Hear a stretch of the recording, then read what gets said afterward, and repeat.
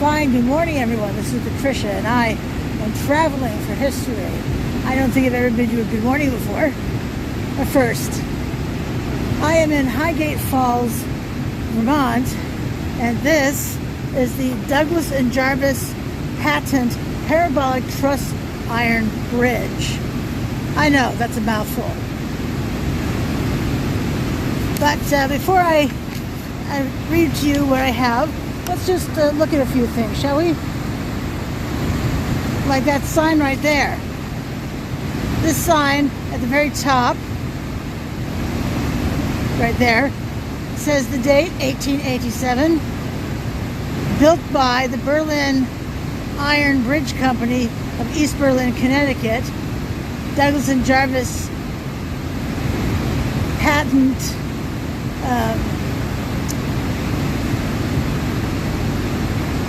H.W. Varnum Commissioner. Let's see.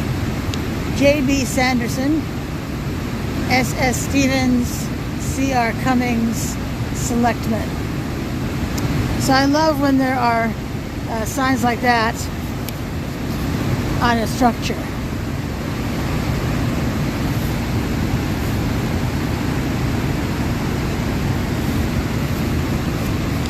The Douglas and Jarvis patent Parabolic Truss iron bridge is an historic bridge across the Missisquoi River in Highgate, Vermont.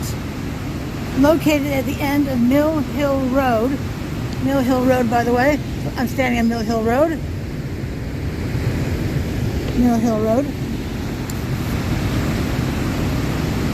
It is at 215 feet or 66 meters, one of the longest bridges of its type in the northeastern United States. It was built in 1887 and was listed on the National Register of Historic Places in 1974. The Douglas and Jarvis patent Parabolic Truss iron bridge stands south of Highgate Falls Village at the end of Mill Hill Road, where it formerly crossed the Missisquoi River to meet Highgate Road, or Vermont Route 207. So, we look over here. It's kind of hard for me to see because it's so bright. But that, this right here, that's Vermont 207.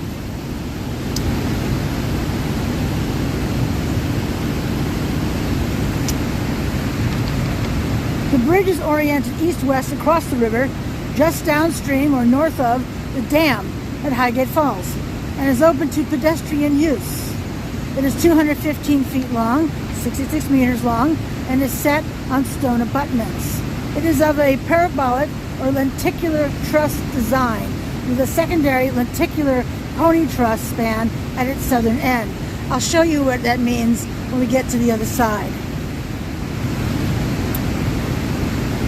The main trusses are supported by iron I-beam portal posts topped by decorative finials and are joined to each other by a web of overhead iron rods. The bridge was built in 1887 by the Berlin Iron Bridge Company of Berlin, Connecticut, which held rights to the Douglas and Jarvis patent for the lenticular truss design. The bridge was one of the first to be built in the state with state-assisted local funding, and one of the largest surviving lenticular truss bridges in the northeastern United States. The company built many instances of this design in the late 19th century, but gradually phased out its use in the early 20th century. All right, let's take a walk across this bridge, shall we? Let's look at this decorative piece up here, too. Isn't that beautiful right there? Wow. The other one is missing, but it does have a decorative element right there. Guessing this one does too? Yep, sure does. Alright, let's take a walk.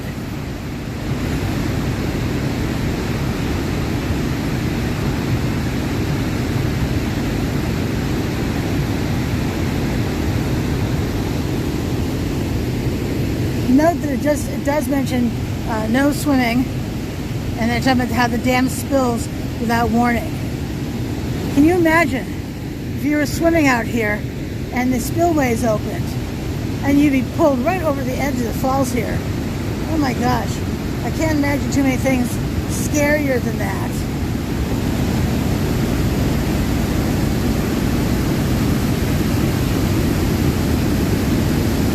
I should mention also that vehicular traffic on this bridge ended in 1976. Hopefully you can hear me. I have my mouth as close to this microphone as I can get it.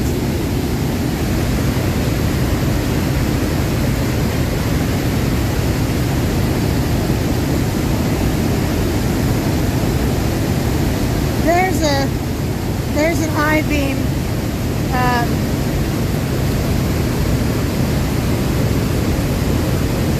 Where is it? How can I get this on screen? There you go.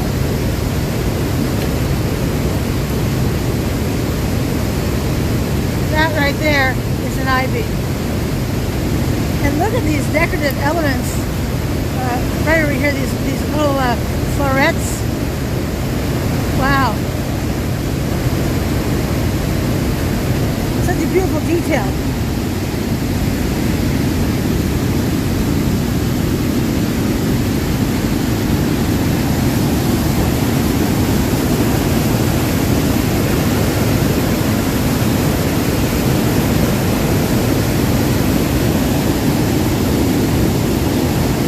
I find the water rushing both intriguing and frightening.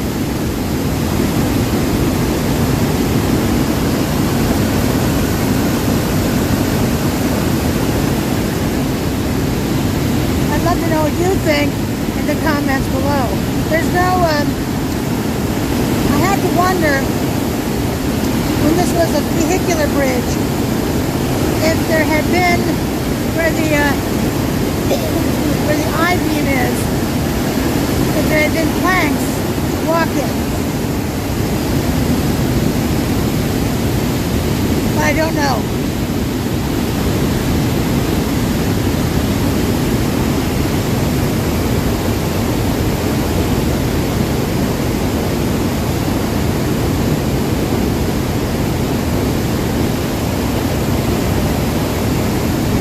I can feel the spray of the water though coming off on my left side.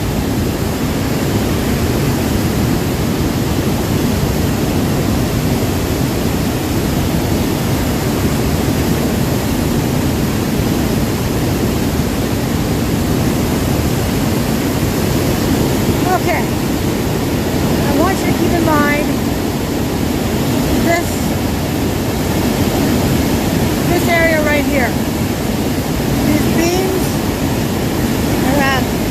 I think they're beams, but these pieces here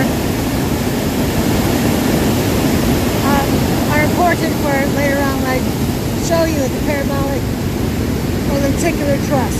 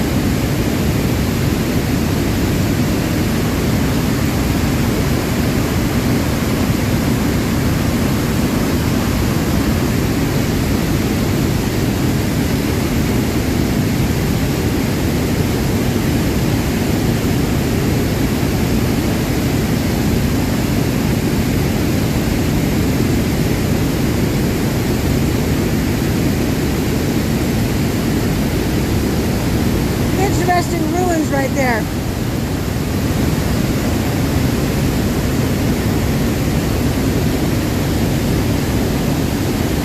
I see a copper pipe. Let's see.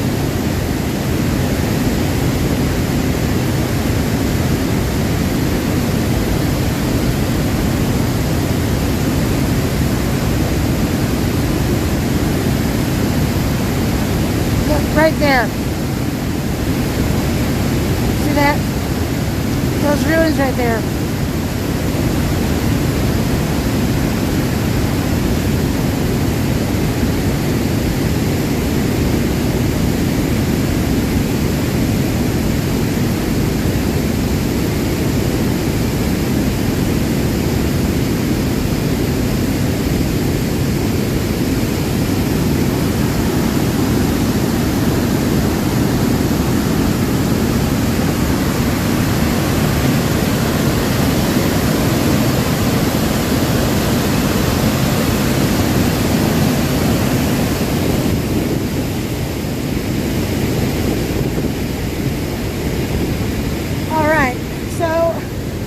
This section here, see this much smaller truss? That's a pony truss. All that means, and once you know this, you'll start recognizing, excuse me, you'll start recognizing pony trusses right away. These are low trusses.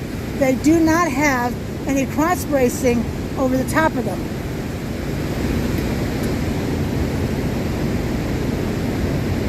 Well, now I'm wondering if they moved the wall in. I wonder if this was open to vehicles going, two directions on this bridge. I don't have any information about that.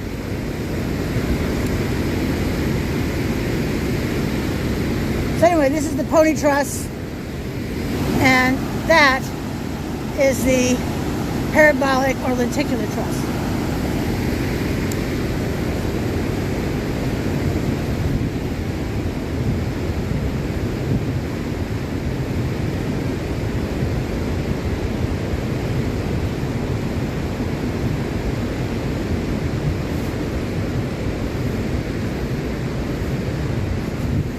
Note the concrete blocks so that you cannot drive on this bridge. There were concrete blocks on the other end. Perhaps you saw them.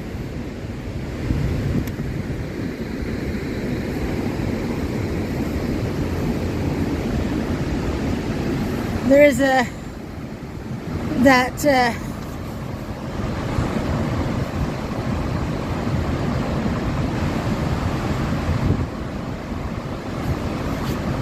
historic marker. It's not an historic marker. That up there with all the history on it is right there as well. I don't, well, it's interesting.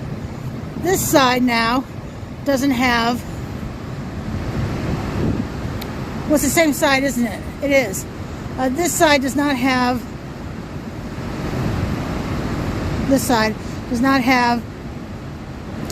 that piece, just like the other one did not. So, I don't know why not.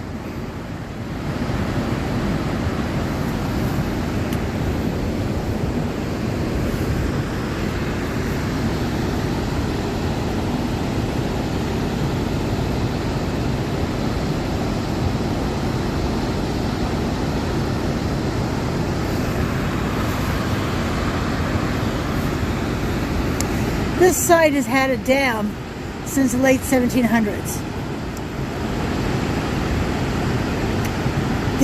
There were mills, and the mill owners wanted to run their equipment, and the power they used was water.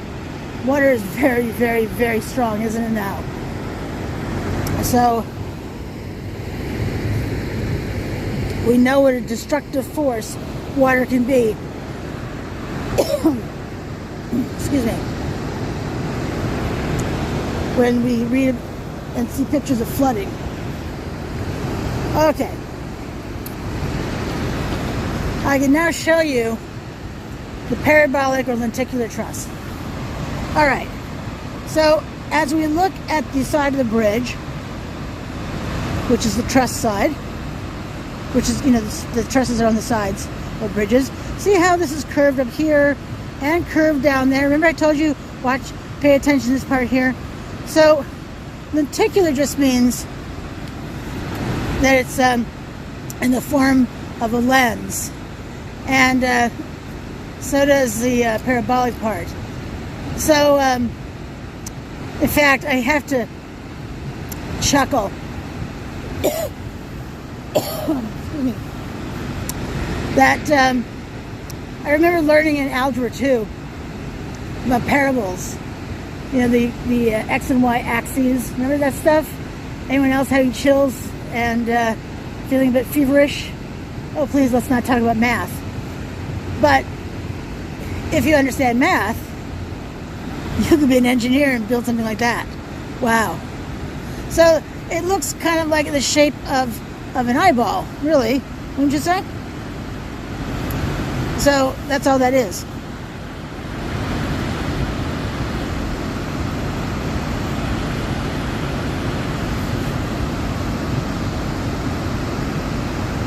I think this is one of the loveliest bridges I've seen. So fancy.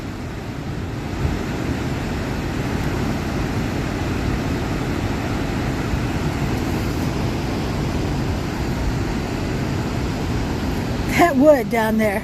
See the wood down there? That does not look safe, I have to say.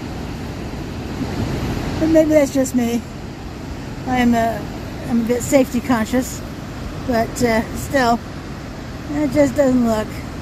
I mean, we can see where plywood has been affixed to try to make that better. Like right there, that's plywood.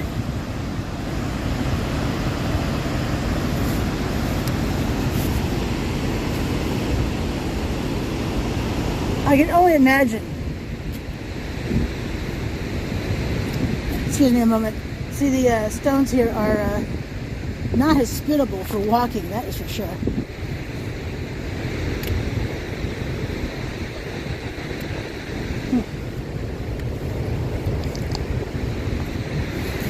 Okay, much better. But I can only imagine how many people have tried walking on the I-beam. See right here, the I-beam, which goes all the way to the end. You would not find me doing that. It's just, what's the word? No. Absolutely not. Never. Ain't happening. In a bunch of phrases, I suppose. So now I am wondering if the bridge actually extended all the way over here. Huh. It just makes me wonder. And we can see the top of this ragged fence I was just talking about. That does not look all that safe. All right.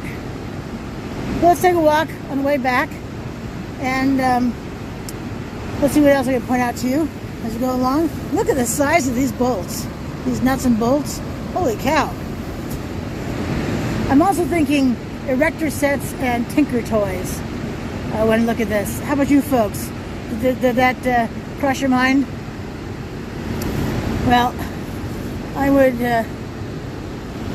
not be surprised if it did. Something I'd like to mention also is if you are using Google Maps to get here, for whatever reason, it didn't say the next right to get down here. Because you see, there's this right here, but and you can no longer drive all the way down here. Just notice that they have boulders up at the top there. See that right there?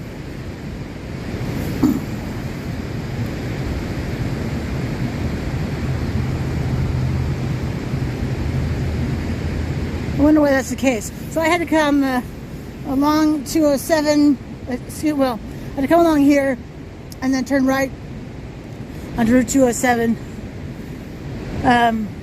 which is kind of annoying.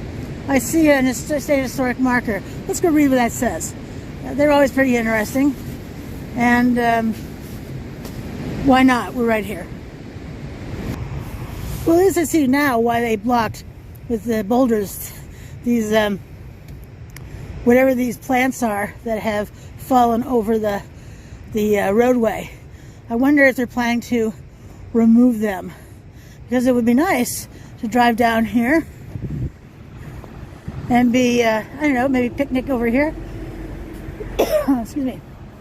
I guess I'm going to need some water when I get back to the car. And look at that bridge.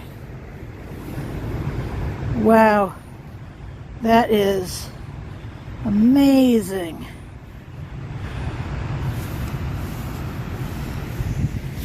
All right, almost to the, almost there. Well, these are all broken. I guess it's obvious to laying down, but broken there, and there, and there. Makes me wonder if humans had anything to do with that. But it could have been strong winds. But you think they would take down all of them? Fascinating. All right, almost there.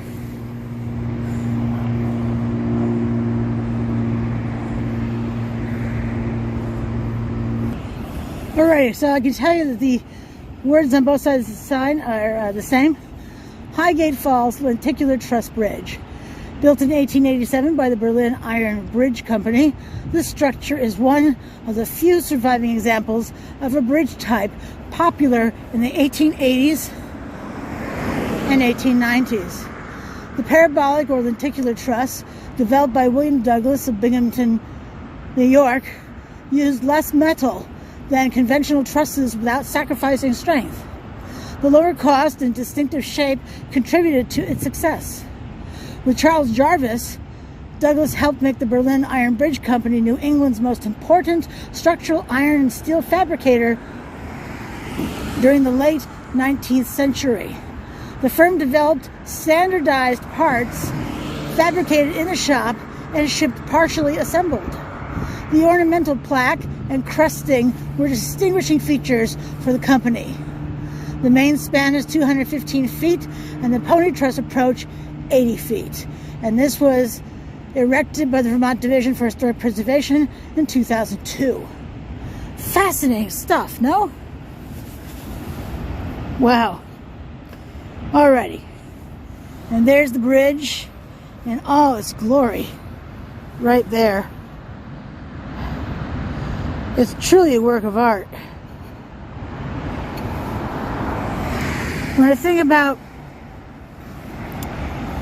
bridges nowadays, I think, well, nothing looking like that, that's for sure. I kind of miss that fancy touch. This generating plant, you might be interested, is the Orman E. Croft Generating Facility, village of Swanton.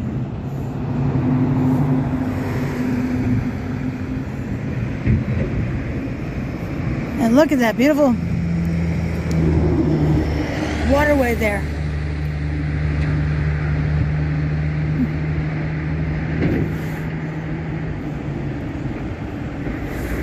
Well, I guess I could have pulled off here if Google Maps had said, hey, pull off here. But it did not. So I'm going to take a right, like right here, where there's all guardrail. Go figure. Alrighty. I love stuff like this.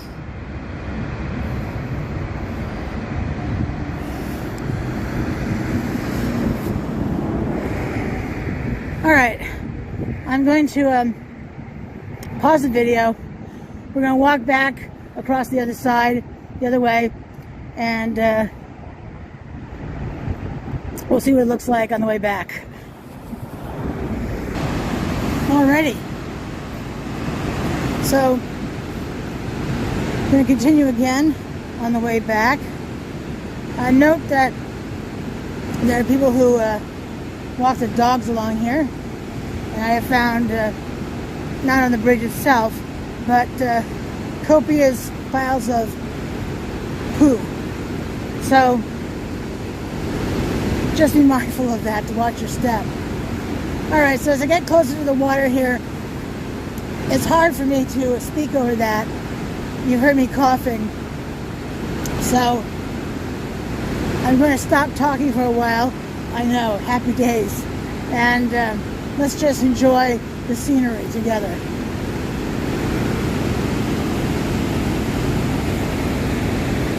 This pony truss.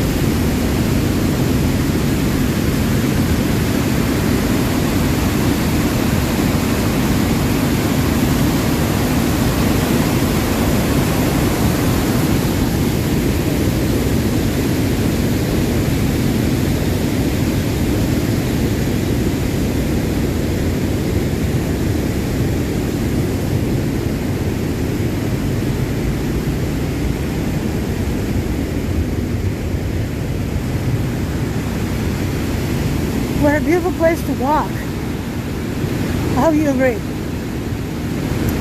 Those flowers we saw, which are down here,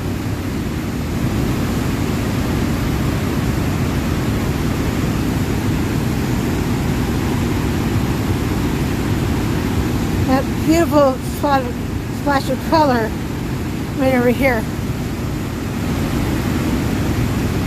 Usually when I see things like that, excuse me,